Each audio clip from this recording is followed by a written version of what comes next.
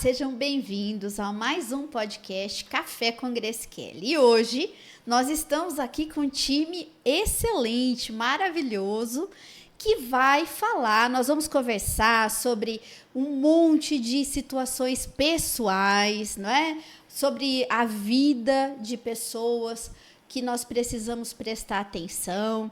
Então, nós estamos aqui com profissionais maravilhosas, magníficas, não é como eu costumo chamar, que são profissionais da área que vão trazer para a gente uma qualidade de vida, saúde, atenção.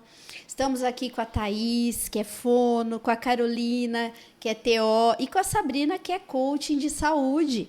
E nós aqui estamos, né, no desenvolvimento pessoal. Então, hoje o nosso bate-papo vai ser muito agradável, como todos, de uma forma que nós vamos olhar para as famílias, para as mães e para as pessoas com uma delicadeza maior, tá bem? Sejam bem-vindas, meninas! Obrigada. Hoje o nosso bate-papo vai estar aqui bem organizadinho nessa linha de saúde.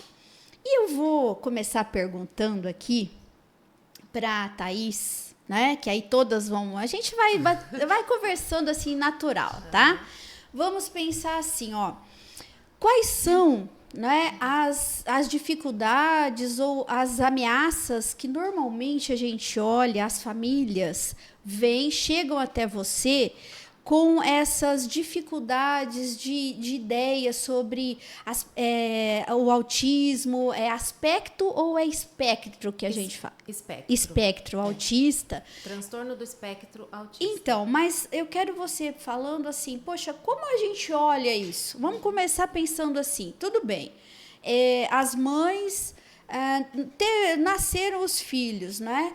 E eu quero deixar claro para todas as mães, com esse time aqui que a gente formou, para prestarem atenção desde o início, né? Então, eu quero vocês dando dicas, falando mesmo, quais são os detalhezinhos aí que a gente tem que pode observar. Certo. Bom, os pais, eles chegam no consultório com a primeira queixa, né? Eles já estão assim, com aquela pulguinha atrás da orelha que a criança tem alguma coisa. Isso o coração da mãe já sabe. Só que ela não quer ainda aceitar. Eles já têm quase certeza quando eles chegam no consultório.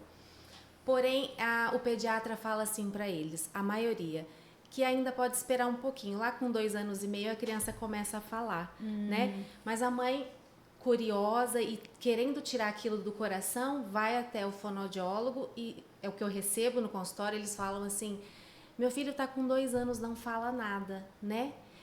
Mas a comunicação, ela começa desde quando a criança nasce. A criança nasce, com um mês ela está amamentando, ela já olha, já tem aquela troca, a mãe e o filho, Já tem né, atenção, olhares, né? Você já percebe.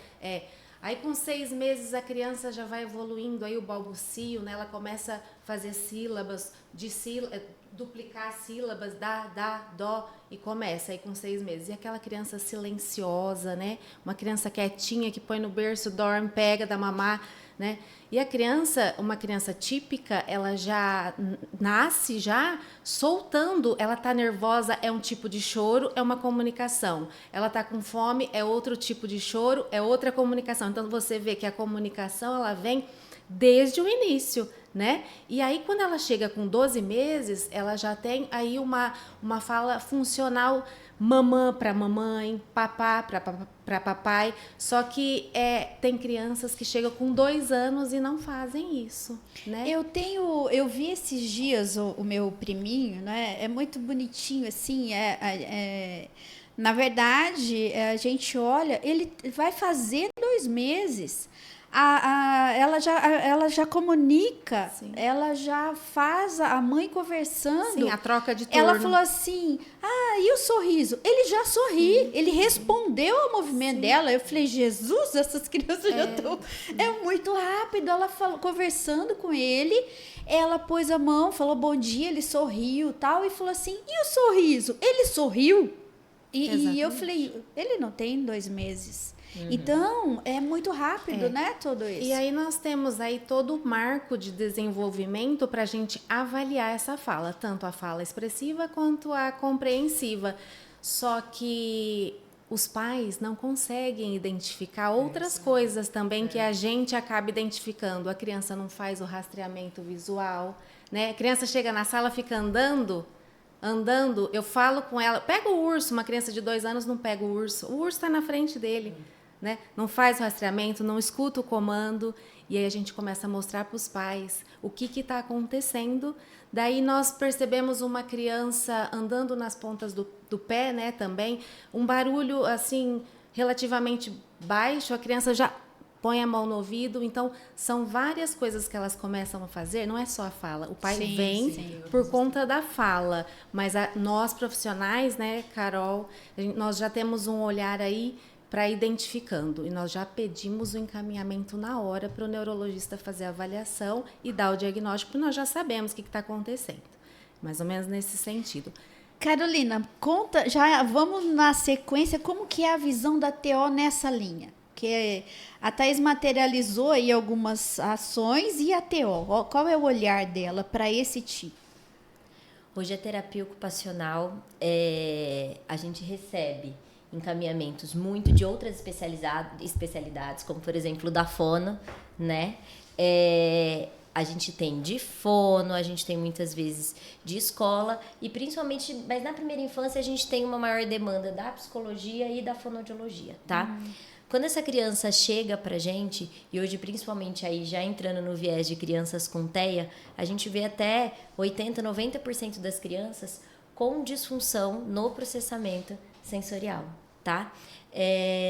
Então a gente vê crianças, geralmente a queixa que o pai chega, ou chega encaminhado, eu vim porque me encaminharam, eu ainda tô entendendo o que acontece, assim, por que terapia ocupacional e por que TO com abordagem da integração, como alguns pais, e aí nessa construção de quando a gente vai fazendo a entrevista inicial, a gente vai já colhendo alguns dados do que seria isso, tá? Então a gente vê crianças que chegam, como a Thaís disse, são crianças que ou é uma criança muito mais sedentária, muito mais parada do que o esperado para a idade, ou uma criança que tem uma movimentação excessiva, mas sem, que a gente fala, sem intenção, sem funcionalidade, tá? Entra, talvez, a gente tem que entender de onde vem essa movimentação, faz parte desse quadro, é uma estereotipia, vem de uma questão sensorial. A gente recebe crianças, ou como eu falei, essa criança mais sedentária, que tem uma exploração motora, principalmente na primeira infância, onde a gente tem um conhecimento do corpo e do mundo através da vivência sensorial. Sim. E aí a gente vê uma criança que de fato é mais parada, que não é tão exploradora, onde a gente fala, tem um corpinho mais mole, que aí a gente pode avaliar tônus, força, e de fato como que está essa habilidade motora ampla, esperado para a idade.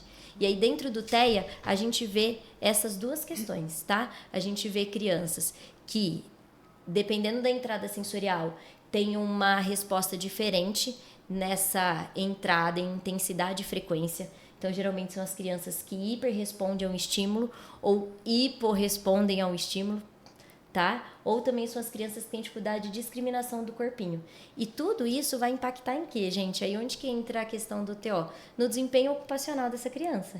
Então, quando eu falo desempenho ocupacional na primeira infância, eu tenho muito o olhar sobre como que é esperado brincar dessa criança, como que é esperado as habilidades de autocuidado, e claro que a gente avalia como que está a comunicação e interação dessa criança. Apesar de ser o nosso cerne, a gente consegue observar também do que a gente esperava e o que essa criança está respondendo. Então, toda essa demanda vai impactar, né, no brincar dessa criança estar no mundo e vivendo o que precisava viver de exploração para conseguir ter um desenvolvimento adequado, tá? Então, uma vai olhar no primeiro momento como que ela está interagindo, falando. A outra vai olhar como que ela está se comportando, estruturando as habilidades motoras e toda a estrutura aí de comportamento para brincar, porque na infância o negócio é brincar, não é? Interagir e tal. Com isso, vamos chamar a Sabrina a participar do movimento. Como é que a gente olha isso na questão da saúde, né? Então, porque aí eu quero fazer dois momentos de fala aqui, né? Um como mãe e um como professora que trabalha com saúde e longevidade, doutora em biofísica, que consegue olhar isso de dentro para fora, né? O que elas estão contando e observando é aquilo que já está lá fora, que já está sendo mostrado ou não mostrado. o que é esperado de acordo com a literatura ou não, mas o que está acontecendo por dentro, né? Mas antes disso, eu quero dizer assim, para as mães um pouco, porque eu acho que se a gente divide um pouco das nossas vivências, porque eu sou mãe, tenho 3 filhos, e minhas duas primeiras filhas são mulheres, e meu terceiro filho é menino. E ele nasceu no final de 2019. Então, consequentemente, nós tivemos ali um agravante de 2 anos chamado pandemia. E eu entendo que para o desenvolvimento de uma criança, viver numa pandemia trouxe problemas significativos. E esses problemas se confundiram um pouco com o transtorno do espectro autista. E eu vivi um pouco dessa realidade, onde a gente não sabia para onde olhar. Olha, mas isso que eu esperava do João Pedro, que é um menino que hoje vai fazer 4 anos, mas ele nasceu no final de 2019, ou seja, o seu primeiro ano de vida, né, onde a gente tem o maior concentração de neurônios ali para serem ajustados e formados em forma de sinapse, né? E a absorção de todo aquilo foi já dentro de casa, e do 2º ao 3º ano também, né? Então, contato com a escola, nunca tinha ido num aniversário de criança. Então, eu sei que essa dor é a dor de muitas mães, né? De ver os seus filhos ali, às vezes, muitas vezes presos num apartamento, né? Sem interação. Então, vamos lá. Quando ele começou o desenvolvimento dele, até 1 ano, a gente via que tinha esses primeiros balbucios, assim, a gente via que ele tentava se comunicar. Chegou no 1º ano, ele falava mamãe, ele falava papai, ele chamava as irmãs. Então, a gente entendia aquele desenvolvimento como dentro da faixa de normalidade. Então, de 0 a 1 ano, a gente via um menino que, muitas vezes, as mães se enganam, e eu também me enganei. Ele é menino. As meninas falam primeiro. São estereótipos, né? Que Pois vem com... E os meninos Mas andam veja só, o cérebro, o intestino, tá tudo igual, né? Por dentro não tem isso, né? Então, esses tabus que... Não, ele é menino. Além dele ser menino, ele era o mais novo, onde todo mundo protegia, onde todo mundo fazia por ele, né? E aí aquilo vai se confundindo de tal forma que quando ele chegou do 1 aos 2 anos, então do 0 a 1, o desenvolvimento a gente entendia que estava ali na margem. Tá. De 2 a 3 anos, o que eu comecei a observar? Que faltou muito. Né? Não, de 1 a 2, quer dizer, que faltou muito. Não, então a criança chega com 2 anos, ela já tem que estar formando pequenas, não é isso, Thaís? Formando pequenas frases. Criança com 2 anos já fala de comunica. 100 a 150 palavras, e crianças bem estimuladas fala 200 palavras. Olha só. Com 2 Pois anos. aí muita coisa, Já com uma troca de turno, Sim, né, tá? com troca de turno tem com 6 meses 6 já. meses. O que é troca de turno? Conta pra gente. A mamãe fala um Isso. sonzinho, a Ela criança responde. Que legal. É a troca de turno, né? Troca de turno, olha que legal. E aí, quando eu lia isso, eu falava, gente, mas as palavras que ele fala cabem em 2 mãos. Eu posso enumerar as palavras que eles... Então, tem alguma coisa diferente. E é só a pandemia? Mas dentro de casa eu tinha outras crianças. E eu quero aproveitar essa deixa e perguntar pra você o seguinte: como é que foi se deparar com isso? Porque, Foi horrível, porque terrível. as mães, eu quero esse feedback, né? Feedback de foi terrível, como é foi isso? uma negação. Eu de casa fui a que mais relutei para levá-lo. O João, meu esposo, já foi atrás e eu... Não, mas é o fator... Porque existe isso, mães, existe o fator externo. Se o ambiente é tóxico, se o ambiente é improdutivo, se a sua relação com o seu filho é telas, ou seja, não há relação, porque foi isso que a pandemia nos trouxe. Nós colocamos as crianças nas telas porque nós tínhamos que trabalhar dentro de casa. Sim. Então, assim, muitas mães passaram por isso. Sim, aí né? houve uma E privação eu passei do por que isso. essa criança seria exposta de forma Na sensorial, escolinha, às de vezes forma estaria na escolinha, de- né? Se é, vocês estivessem de interação. trabalhando Isso, fora. ele estaria na escolinha, ele receberia Aprendendo. estímulos lá. Quando ele chegasse em casa, o nosso trabalho estava em ordem. Nós não tínhamos trabalho dentro Exatamente. de casa. Sim. Que foi como a gente fez com os outros filhos. E aí a gente teria um tempo adequado, um tempo de qualidade, né? Que é o que a gente procura dar para os filhos. Né? Então, veja, para mim, eu me deparei primeiro com a dificuldade de aceitar. Porque eu via também, porque ele não apresentava todos as características do espectro. Então, isso é um detalhe importante. Então, muitas vezes, você fala, meu filho não anda na ponta do pé. O meu filho não tem nenhuma estereotipia. O meu filho não grita. O meu filho não tem problema com som. Mas essa questão Né? é engraçada e séria, porque eu sei que o seu filho não tem o diagnóstico de transtorno do espectro autista. Porém, o nível 1, ele é exatamente isso que você está falando. Essas características difíceis de serem pegas, né, Carol? E aí é onde a mãe fala assim, deixa eu ficar quietinha, porque eu não vou atrás disso, não. E aí meu filho, vai louca. que Até por acham... uma que eu tô negação, louca? né? Vai que acham alguma coisa e aí perde o tempo Sim. da estimulação precoce. E aí o que eu acho que Né? em especial a Sabrina viveu particularmente é assim, a percepção de um atraso visível, consistente, onde de fato os pais já chegam, está atrasado, Exato. por uma comparação até com os outros filhos, que não tem jeito, então eles tinham mais ou menos uma noção do que esperar do desenvolvimento infantil nessa idade, mas muito apoiado também, aí que vem a relutância, eu acho, de, mas ele tem que ser respeitado, porque o tempo dele vai ser diferente, porque ele é uma criança de pandemia. Então, isso a gente tem que começar Sim, a reconstruir. Mas ele tinha outras 2 crianças em casa. Ele teve um excesso de tela, que ela já falou, ele teve uma exposição, uma falta de exposição natural, que aconteceria se não tivesse a pandemia, que ele foi privado de fato, Pois é. né? Mas ainda assim com outras 2 crianças em casa que auxiliavam nessa estimulação. Então acho que você ficou confusa assim, eu tô Sim, apoiada pente no é pós-pandemia. Eu tem que tenho um passar um atraso, pente muito mas, né? E aí você tem que se tornar especialista, não é? As mães são especialistas nas São, coisas, eu porque entendo elas isso. começam a estudar e elas vão atrás e elas querem... Veja, se você tem um pouquinho de conhecimento, consegue ler trabalhos, você vai ver isso, né? Então, vamos lá para um segundo momento. Observei tudo isso e entendi o seguinte, ele precisa de ajuda. Se ele tem, tira o rótulo, mãe. Exato. Tira o rótulo, tira a capa do rótulo e fala o seguinte, se ele precisa de ajuda, a gente vai fornecer, não é? Se seu filho tem problema de visão, você não leva no oftalmo? E ele vai usar óculos, pronto, acabou? Se ele tem problema de fala e linguagem, você leva na fono. Se ele cai muito, se ele tropeça, se você percebe que ele é mais molinho, procura uma TO. Exatamente. Então, assim, primeiro tira o rótulo, tira a capa do preconceito, e eu fui ajustando isso em mim, né? Fazendo isso, vendo o meu esposo também falar, não, vamos levá-lo, vamos... Aí procuramos, fizemos, ele não tem o diagnóstico.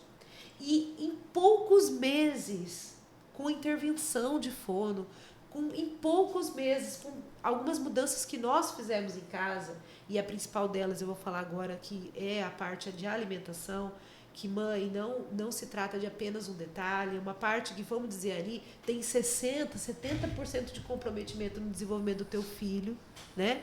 Então, se você parar para pensar, a gente fazendo algo que precisa ser feito, né? Entrar com as terapias, leva para um outro olhar, marca uma consulta, vai, e em poucos meses ele já começou a desenvolver a fala, desenvolver a linguagem, né? Hoje a gente ainda olha e fala, existe ali pente fino, sabe? Poderia estar melhor sim para a idade, poderia. Na escola, os colégios não estão preparados. Não. Mas o que eu acho interessante também é as pessoas olharem isso e cada um olhar para o seu meio e de dentro para fora e procurando esse processo, né? Porque tem a visão 360 graus, mas não dá para você querer sair fazendo tudo. Então, a pessoa vai olhar dentro do que é possível e o que é emergencial. Então, o que é urgente fazer? Procurar profissionais que vão dar o embasamento estrutural. Né? Então, vai para buscar isso de uma forma rápida. E outro, a alimentação, porque eu entendo que a falta de vitamina também traz isso. Aí né? o que a gente entende? Aí eu fui estudar a minha parte, já tinha colocado ele nas mãos das pessoas que podiam fazer a intervenção, aí eu tinha que olhar aquilo por dentro, né? Então existe nessas crianças um fator genético. Tem o fenótipo ali, né? Então, nós temos ali uma coisa que vem ali da família e a gente não tem o controle sobre essa vinda ou não. Só que o que está nas nossas mãos é o silenciamento genético disso, né? Então, conversando com a Grace, ela falou uma coisa muito interessante hoje, eu fiquei com aquilo lá dentro do coração. A gente tem um monte de coisa que a gente não sabe ali no nosso código genético, né? Então, por que a gente não vai despertar tudo isso e calar e silenciar aquilo que atrapalha, né? Então, o primeiro fator é esse. Mas veja, imagina um funil, esse é só um fator. O outro fator é o ambiente. E se o ambiente não é propício para o desenvolvimento de uma criança, se ele já tem aquele fenótipo, aquilo vai gritar. Então, qual é o ambiente de desenvolvimento? Aí vocês vão poder dizer até melhor. No caso, as telas, a criança tem que brincar na rua. E aí vocês vão dizer até melhor qual é o ambiente para o desenvolvimento de uma criança. Né?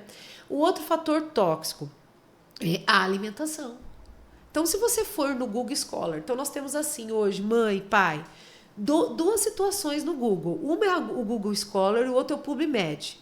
O que tem no Google Scholar? Um monte de trabalhos de relatos que relaciona a alimentação com o quê? Com uma inflamação no eixo cérebro-intestino. Exatamente. Tá? E lá você vai achar 50 mil trabalhos. Eu fiz essa busca hoje cedo para trazer o número. 50 mil trabalhos relacionando espectro autista com esse tipo de inflamação. Se você vai no PubMed, o que é o PubMed? É um banco de dados mais científico, onde você vai encontrar trabalhos em inglês, né? Trabalhos que talvez você não vai conseguir ler e nem é para você fazer isso, né? Mas lá nós já temos, são trabalhos mais selecionados, onde as pesquisas elas são feitas de forma mais cuidadosa, né? Então você faz uma estatística mais cuidadosa com as crianças já diagnosticadas. Você vai ver em termos de mais de 1000 trabalhos relacionando as melhoras, né? Crianças que estão lá no nível o 7, o 3 é o mais alto. O nível 3 voltando para o nível mais baixo. Quando você faz o quê? Limpa a alimentação dessas crianças. Quando você consegue trazer uma saúde gastrointestinal para essas crianças. Agora, vamos olhar isso de uma forma prática, porque às vezes as pessoas olham e falam assim, poxa, mas é muito difícil a questão suplemento, alimento, tal, fica um custo alto, já vou ter o custo de ter um monte de profissionais, porque começa a assustar tudo isso. Aí fala, vou fazer não nada. é uma realidade. E tem uma mudança cultural da alimentação que eu até vi eu pessoalmente como é difícil, mas é possível. Então eu penso assim, olha, como que a gente começa, né? Em poucas coisas, dando um alimento de verdade e que não vai gerar tanta inflamação. Eu já começo com isso para depois já ir buscando esses profissionais para facilitar o desenvolvimento. Então a primeira coisa que a gente tem que saber é que isso é uma teoria usada para qualquer área. Tem 20% que você faz, que você garante 80% do resultado. Teoria de Pareto. Qual é o 20% que uma mãe pode fazer? Não tem a ver com suplemento. Não tem a ver com gasto. Ao contrário, a hora que você começar a melhorar isso no seu filho, você vai ter uma economia no supermercado. Porque se trata... na farmácia. E na farmácia, exato. Ele vai deixar... Legal. Porque os autistas, depois vocês podem falar sobre isso, eles têm muitos casos recorrentes de alergias respiratórias. São crianças que ficam muito doentinhas. Agora eu vou dizer por que a vocês. Existem 2 gatilhos que impactam demais numa criança com espectro autista, ou que tem o fenótipo, ou que esteja em algum grau, que é a caseína, uma proteína do leite de vaca, e o glúten, uma proteína que vem do processo de refinaria do trigo. Isso é verdade? Porque na anamnese todos queixam. Então, se você questão. pegar... Muito, aí né? você vai falar assim, eu já escutei mães falando assim pra mim, mas professora, o meu filho não tem alergia. Eu falei, você tem alergia. Todo mundo tem. Isso. Só que a criança que vem do espectro autista, ela tem mais sensibilidade a essas coisas. E eu posso falar de um trabalho de 2004 que não está ultrapassado, porque ele é uma revisão. Sim. Ele mostra que 84% das crianças que você remove a caseína, que você consegue tirar o leite de vaca, o desenvolvimento dela do grau 3 para o grau 1 acontece em 84%. Ganha muita potência. Então você coloca lá as 2 crianças, um grupo você removeu a caseína, o outro grupo não. Esse grupo caiu para o grau 1 e 84% com as teorias respondeu às intervenções, às terapias. Você sabe que eu faço isso no consultório? Vamos tirar o leite, vamos tirar isso, vamos tirar aquilo. Porque minha amiga me ensinou. Passa uma semana, Já vai passa uma resolvendo. semana, Passa o telefone. a criança acabou nariz escorrendo, acabou aquela criança agitada correndo na vejo sala. muito impacto na agitação Acabou motora. tudo, a mãe fala, Thaís, o que é isso? Era só tirar o leite. Você vê, ó, já ajudou muito. Agora vamos estudar mais, vamos fazer isso, vamos organizar essa alimentação, vamos tirar o glúten, vamos fazer bolinho com processo. aveia. É interessante, E claro, né? gente, que as crianças que são seletivas, só pra falar, esse que eu até converso muito com a Sabrina, vai ter que ter um cuidado, porque eu não ia posso falar sobre a deixar... seletividade também. Aí você pode, a gente Não, tem que isso, tomar eles só um cuidado, querem a vai ser mãe um dar o processo mamar, talvez né? mais lento, É. cuidadoso, para que acompanhado profissionalmente aí, Sim, tanto aí pela vai. equipe clínica como, né, pela profissional como a Sabrina, enfim, ela para Já tem guiar nutricionista também. para uma nutricionista para que é guiar e organizar, para que isso especialista seja feito nisso. com cuidado, porque a gente sabe que os seletivos são mais difíceis com relação à ampliação de cardápio, e aí essa criança, quando você tem algumas mudanças, isso pode impactar ela não comer. Então aí, E questões né, tá. sensoriais E também questões dentro da sensoriais. boca, porque tem criança não, que sim. escolhe só algum tipo de comida, cor de comida, ela só come aquela cor, ela só come E aí que comida vem a tem comunicação textura. com a equipe Exatamente. para essa intervenção e organizar qual que vai ser o alimento-alvo, como vai ser essa E mudança. como que vai começar. E aí, o que nós mães fazemos? O nosso filho não come, ele é seletivo. A gente dá um mamazinho, né? Um Só tetezinho. leite. Um mamazinho, um tetezinho e tem o quê? É porque Nescau. a sensação de que tá alimentando e tá suprindo esse Isso. filho, Acalma o nosso coração de mãe. Ele não vai passar fome. não é essa, né? Mas veja, é um pragmatismo, né? Que vem já ensinado, né? Tem que dar. Eu tenho uma situação de um tio que quase morreu, porque ele não podia beber leite só 68 anos atrás. E quase morreu. Por quê?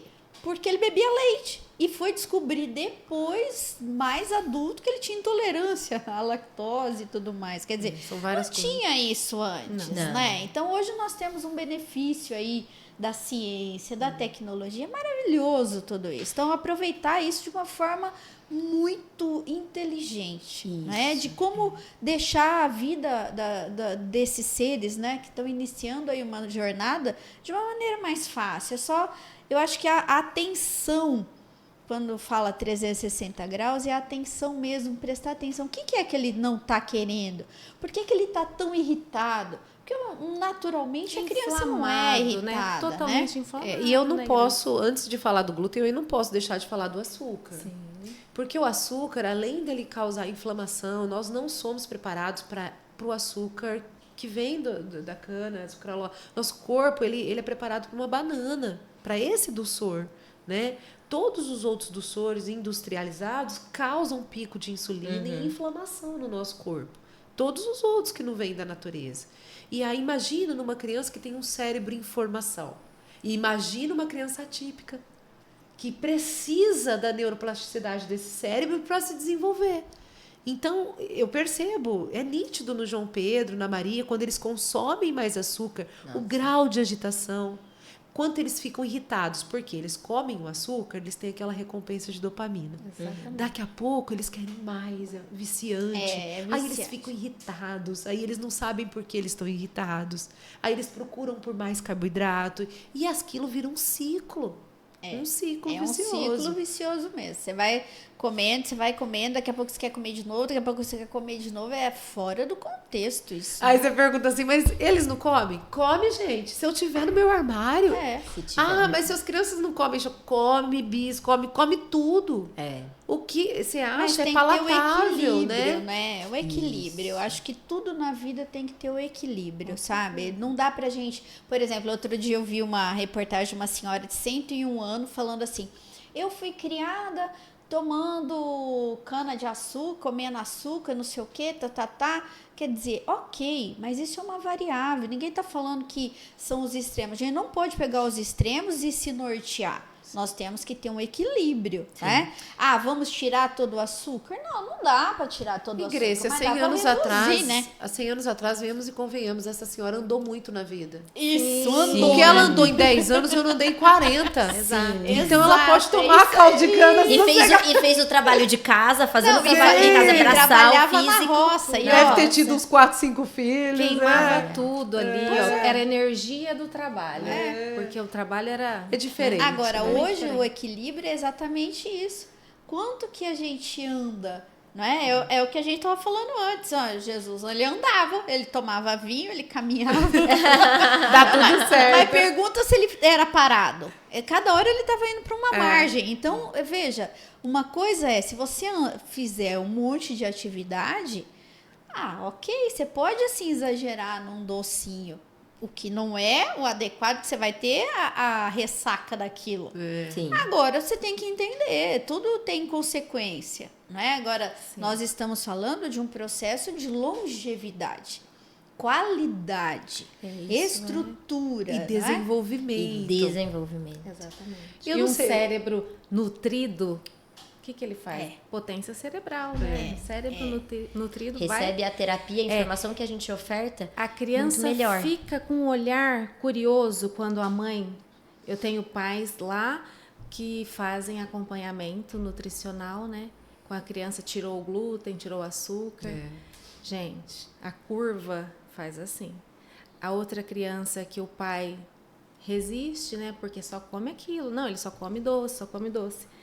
Fica um platôzinho, assim, uma curvinha. E o que a gente vê, né, tá? Tem ainda, acho que, apesar de ser muito falado e estudado, tem uma certa resistência, porque realmente não é fácil, enfim, a mudança. Mas tem crianças que, mesmo que não tenham sintomas alérgicos, aí a Sabrina talvez depois pode falar, tão significativos com relação que eu tenho crianças que são alérgicas de fato. Sim. Aí a Tiveram mãe desde a entende, PLV, né? aí parece que fica mais... Mas mesmo aquelas crianças que não têm aqueles sintomas que são tão aparentes, que classificaria e entraria para um alérgico, a gente vê mudança na alimentação, porque esses alimentos de fato impactam no desenvolvimento, não é? Impacta em todos nós. Neles impactam mais. Por quê? Porque eles têm a mucosa intestinal mais sensível. Então, a caseína, que é uma proteína que não quebra no estômago, ele vai direto para o intestino. Só do bezerro, olha como a natureza é perfeita. No estômago do bezerro, a caseína quebra. Ok. Agora ela vai para o estômago, vai para o intestino direto, machuca essa mucosa. O glúten é a mesma coisa, uma proteína que o estômago não digere. Vai para o intestino, machuca essa mucosa. Lá, nas crianças que são mais sensíveis a isso que você está falando chama alergias tardias. Então, ele consome muito, muito, muito e ele nunca tem uma saúde respiratória. Ele tem muita rinite, ele tem muita sinusite, questões intestinais, ele tem muita bronquite, parece que pega ali, né? Todas as ites, todas as causas alérgicas são frutos de caseína, de uma inflamação vinda dali. Mas você vai provar isso para mim? Reduz em 15 dias e me conta. Sabe? E isso não é crença, gente. Isso não é religião. Isso é dado científico. Então, eu quero ver se isso é verdade. Você quer ver? Faz o teste. Tá ali, ó. Sempre vai ter leite. Em 2, sempre... 3 dias já resolve. Não, Né? e os pais diferença. que estão ali, que fazem, eles ficam impressionados. Gente, mas é verdade mesmo. Olha isso, ele parou com o catarro, não para. Eles vivem gripados, né? Muito. E a alimentação disso, o que seria prático e rápido? Banana. Ovo. Eu dou risada. Ela adora uma banana. Eu sou a rainha de indicação da banana, né? Gente, então assim, como que uma criança seletiva come uma banana? Eu já vi mães que foram procurar uma consultoria comigo, como que a gente começa, né? Então, você primeiro deixa a criança sem tomar o leite, ela vai ter fome, não é? Não vai morrer de fome? Não, gente, não vai morrer de fome. Dá água para ela também, né? Olha, eu fazia uma estratégia muito interessante, né? Eu colocava na centrífuga para os trigêmeos, era maçã, tanto que o rapaz da frutaria achava que eu vendia as maçãs porque eu comprava de caixa. Para trigêmeos, não tem jeito, mas tinha que fazer suco. Você faz da própria maçã, 3 obviamente vinha um monte de maçã. Então eu fazia maçã, laranja e beterraba. Eles não... Eu tinha que pôr o suco depois, porque se eles escutassem a centrífuga funcionando, eles paravam de comer para depois tomar o suquinho. Eles amavam. É costume, tudo é hábito, gente. Sai, acho que você podia falar também dessa questão que a Grace falou, que ela fazia com os filhos. O que acontece, né? Os pais acabam percebendo que eles não estão muito interessados na fruta e a nossa vida é muito corrida. Então, o pai acaba dando o TT. E um dia sem dar uma fruta, você vai perdendo 2, você vai perdendo 4, a criança não vai querendo mais. Sim. E aí, ela já é seletiva, porque Pra ela comer, tem já o transtorno, tem, já tem a dificuldade. E ela para de comer tudo, só Sim. toma leite. Nesse caso, se já parou, corre, procura uma nutricionista Sim, ou por a favor. Sabrina, que Não, pode ajudar muito. É isso que eu ia dizer. Para entrar com a suplementação na mamadeira, Sim. de imediato. Sim, não. E já começar um trabalho de sensibilidade, né, com as questões sensoriais. E vai começar a apresentar o alimento todos os dias sem a criança pôr na boca. A criança vai manipular, a criança vai cheirar. O dia que ela não quer cheirar, não vai cheirar. Vai brincar de fazer comidinha na panelinha. Sim, isso. A Sim. criança vai descascar o dia que ela quiser. Até chegar o momento que ela vai lamber. Até chegar o momento que ela vai ter coragem de pôr na boca e um dia comer. Isso às vezes demora 1 ano. Eu me lembro, Meses, sabe o que, né, que eu Carol? fazia? Você falando me lembrou isso. Porque eu tinha um espaço para eles, como é trigêmea, eu tinha um espaço deles só de brincar, né? Então Sim. tinha de tudo ali. Eu comprava muito frutinha, tudo, Isso. tudo De brincar. brincadeira. Então eles tinham lá a feirinha deles. E eu ia deixando. Quando eles começavam a morder os negocinhos, eu punha de verdade.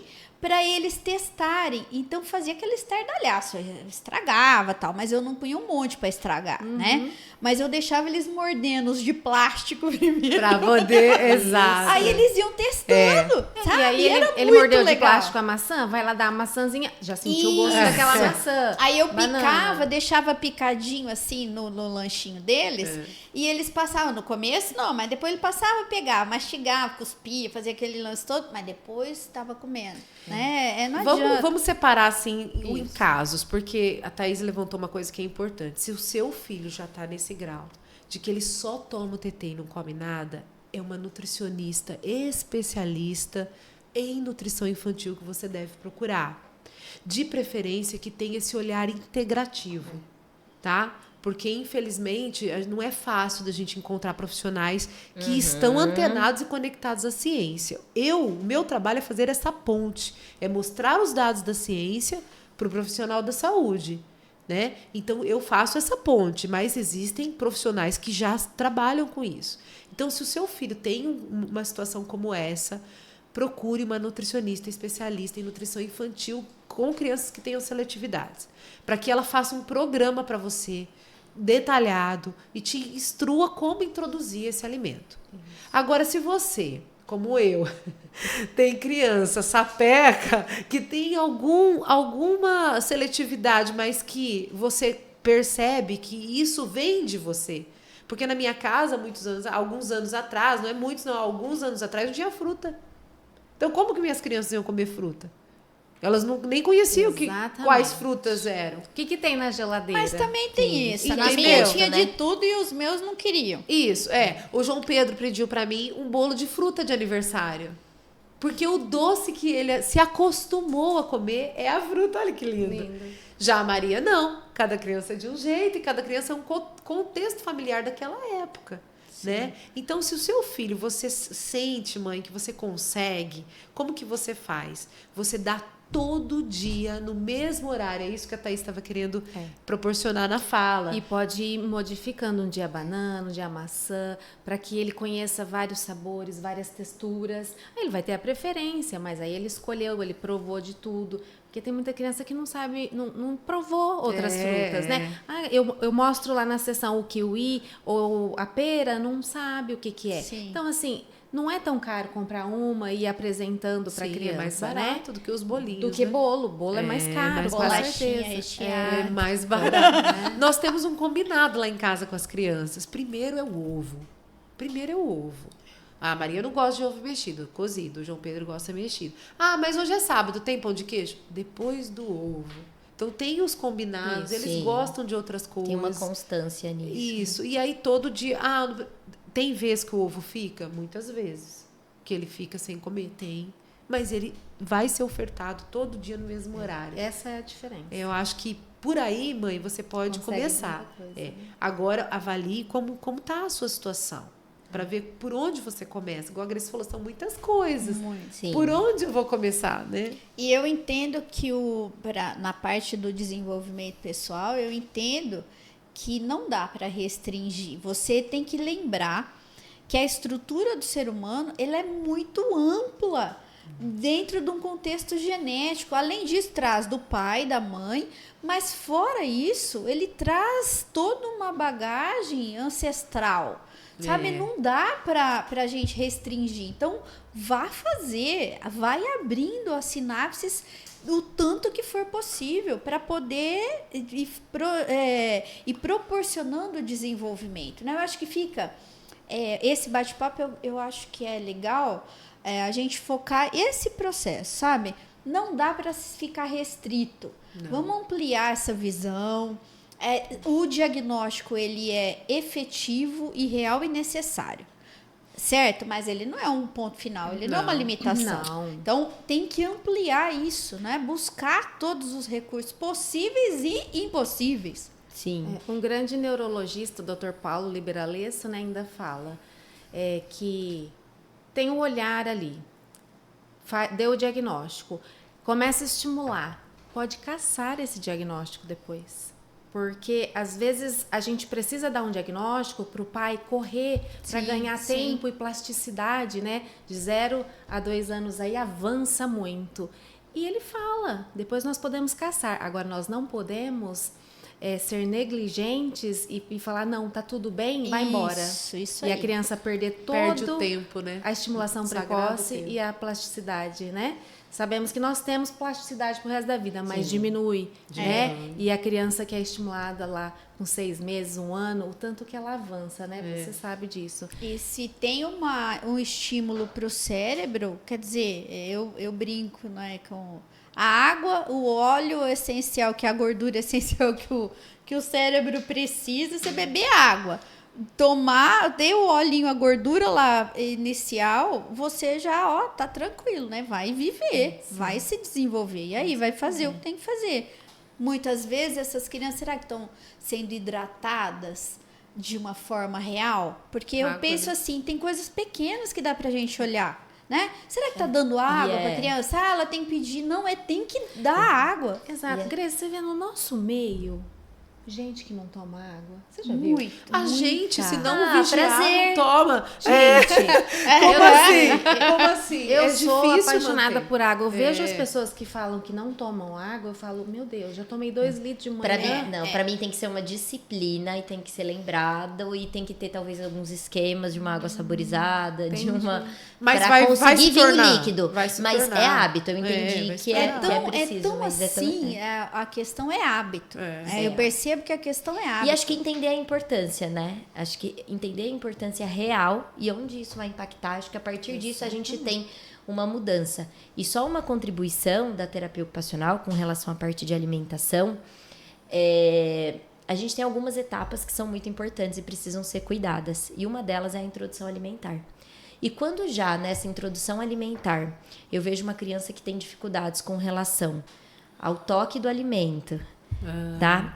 A não querer tocar, a não gostar, desde bolacha, desde o alimento mais seco, como o alimento que tem uma textura mais gelatinosa, mais molhada. Então, essa criança mãe que já tem uma dificuldade com relação à introdução alimentar, já é um sinal de alerta, talvez, para procurar uma equipe que seja um fono e que seja um TO.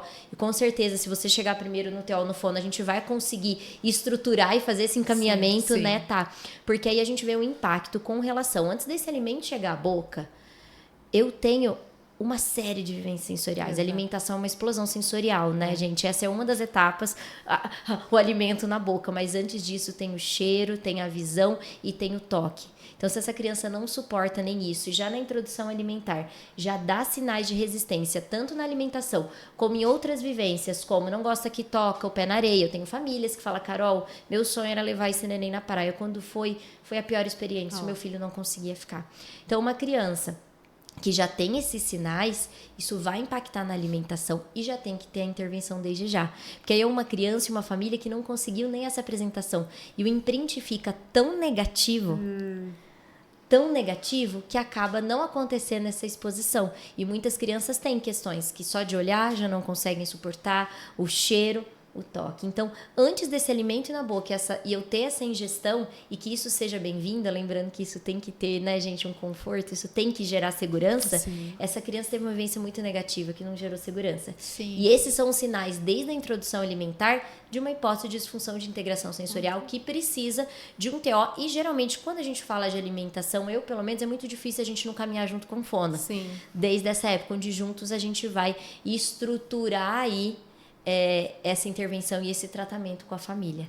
Então, a Tem introdução crianças alimentar que é muito chegam a importante. vomitar, não tem? Muitas. Que eu já ouvi dizer, não vivenciei isso, mas eu já ouvi Que é algumas uma mães. forma de Ânsia de repugnar, vômito. né? Então, é de dentro para fora. Como que você vai querer estar presente, explorar, ingerir um alimento que não te faz bem? E não é só alimento Né? que vomita.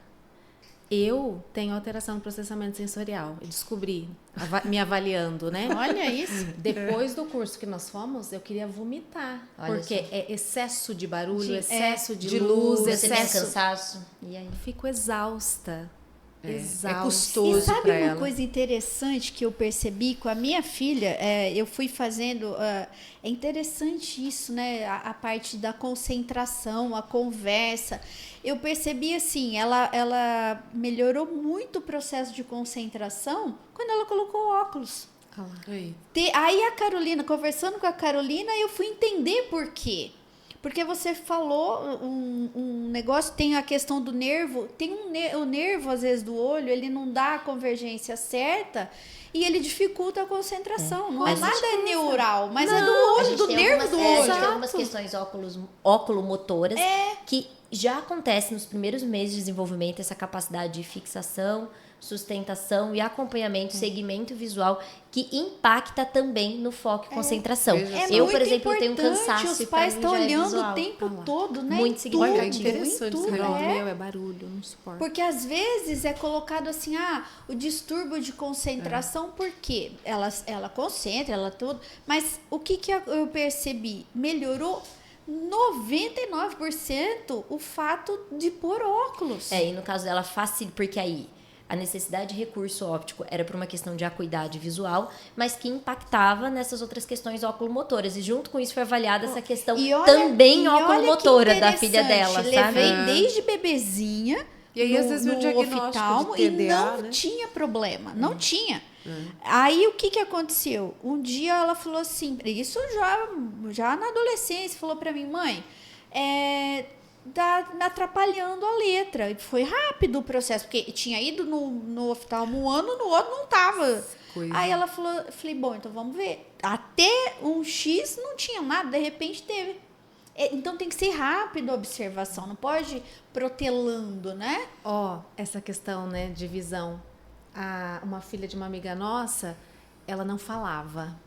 Não falava, a Vale. Com, acho que 2 anos, não falava nada. Foi no oftalmo, ela não enxergava nada. Hoje ela usa 10 Bastante, graus. É muito Colocou o sério. óculos, começou a falar. Gente, faz falta. Percebe. Você vê o tanto que Não, a falta? entrada- Nós somos um sistema. É sistema integrado. E a gente tem essa mania, porque a medicina, ela, por muitos anos, ela foi sistêmica. Lá atrás. O médico, ele entendia um pouquinho de tudo. Depois foi se separando nas especialidades, o que é benéfico para você entender mais a fundo determinadas coisas. Só que hoje, parece que o nosso entendimento da medicina é tudo separado. Eu tô com dor no joelho, eu vou lá resolver. Mas não, essa dor no joelho, ela tem causa inflamatória, causa articular. Nós somos um sistema, né? Então, olhar a sua criança de forma sistêmica e com muito cuidado nesse começo, nessa fase de desenvolvimento. Eu acho que essa é a mensagem principal, né? Sim. E tem dúvida? Vai no especialista, vai no profissional, vai procurar uma mentoria, que seja, vai. Porque assim, o que as mães também às vezes perguntam para mim?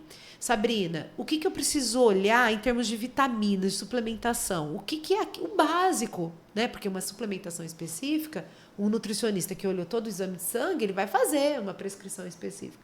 Mas eu que sou mãe, eu tenho que cuidar do o básico. O básico, gente, vitamina D.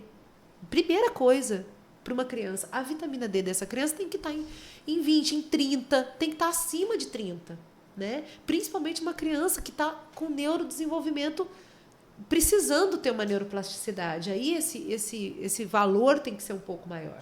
Então, primeiro, vitamina D. Gorduras boas para o cérebro. Então, eles perguntam, que suplemento? Ômega 3. Porque nós somos feitos para comer, nos alimentarmos de peixes. Não era? Sim. Era esse o princípio de tudo. Mas e aí? A gente não tem mais acesso. E quando tem, os peixes são contaminados, né? Vem de cativeiros, né? Então, uma suplementação de ômega 3 com DHA alto é muito viável. Ah, ele não vai engolir cápsula, eu vou dar isso é remédio. Não, isso não é remédio, isso é comida. Ah, e como é que vou dar? Quando o João Pedro não tem hoje umas cápsulas menores, eles já estão adaptados a tomar. Mas quando eles não tomavam, eu furava a cápsula de ômega 3 e punha no ovo. Não tem punha problema. na comida, não tem problema. Abrir, você só não pode esquentar, porque senão você perde. Desligou o ovo, coloca. Tá. 2, 3 gotinhas é melhor que nenhuma, Lógico. né? Sim, pode Depois você aumenta as gotas ou para no ficar suco, muito às vezes, é que ele é forte, né? Ele é forte, põe na comida. Põe na talvez, comida. Né? Mas na comida passa o feijão. Não, põe lá no meio da comida e manda bala. Ah, comeu uma gota só, tudo bem, é melhor que... Isso. Né? Os meus, graças a Deus, bebem todos os comprimidos. Os meus também, eles amam. Então, aprendeu com a Sabrina. Não tem problema nenhum. Vitamina C, por exemplo. Vitamina C, gente, laranja, limão, limonada, suco, né? Vai caprichando ali na vitamina C. Eu acho assim, que é isso. Vai ter que ter a suplementação, talvez, provavelmente. Mas a gente já pode começar a mudança na alimentação. Acho que também essa mensagem, né, gente? Assim, E a vitamina D, eu acho que... Então, eu falo, tem que ter a mudança. E o que tem que suplementar? Olha, vitamina D e ômega 3 tem.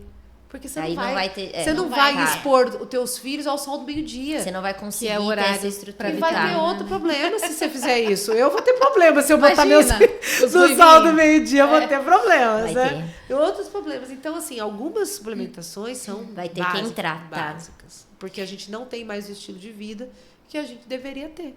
Então, aí eu tenho que suplementar, senão isso vai me trazer um problema sistêmico lá na frente, para as crianças desde já, né? Então, muito bem, olha só, tudo que é bom passa rapidinho, né? Nossa, verdade, olha lá. Passa muito rápido. Então, o projeto é a gente entender assim, nada de extremos, não é? Vamos olhar o contexto e ir ressignificando passo a passo. De preferência, um olhar atento aos mínimos detalhes para o mais rápido procurar os profissionais que facilita a vida, não é? E agiliza o desenvolvimento. Então, eu gostaria de agradecer vocês muito. Nossa, foi muito legal. E quando vocês quiserem, né, a gente vai trazendo assuntos, deixa lá perguntas que a gente vai trazendo e conversando aqui no nosso bate-papo. Foi uma delícia. Muito obrigada, viu? Obrigada. Por vocês se organizarem aí a agenda, né? E tudo, porque nós brincamos aqui, não é fácil fazer o projeto acontecer. Mas estamos aqui na disciplina, né? Muito obrigada a todos. Não se esqueçam de inscrever no canal, se inscrevam, ative o sininho, convide e até o próximo podcast. Esperamos vocês. Tudo de bom.